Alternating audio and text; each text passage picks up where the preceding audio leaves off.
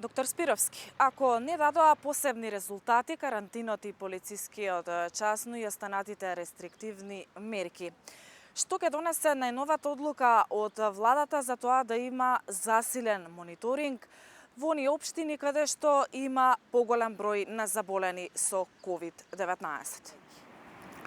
Мислам дека и оваа мерка е равна на оние што претходно владата ги донесе, ако и не дадоа одредени позитивни резултати. Мислам дека е практично невозможно тие засилени мерки да имаат позитивно влијание во делот на развивање и ширење на болеста. Зошто? Затоа што претходно мерките кои беа донесени беа многу нагло прекинати. Кај луѓето, јас не сакам да ги напаѓам граѓаните, кај луѓето се створи една ситуација на релаксираност, на задоволство, мислејќи дека штом такви мерки биле донесени, значи дека вирусот полека се уништува, но се покажа дека вирусот се уште постои и тој не е ни оддалеку уништен. Докторот, самиот почеток од кога се појави првиот случај на заразен од коронавирус, тоа беше 26 февруари, до 1 јуни во земјава имавме околу 2000 заболени со вирусот.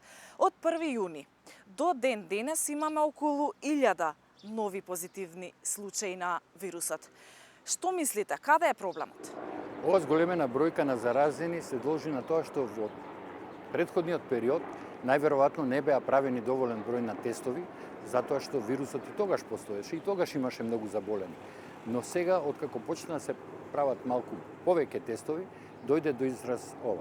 Исто така, ова се должи и на наглото прекинување на мерките за заштита од коронавирус, што доведе до една ситуација луѓето незапознаени доволно да се релаксираат, да се опуштат и да се доведат во ситуација да го шират вирусот.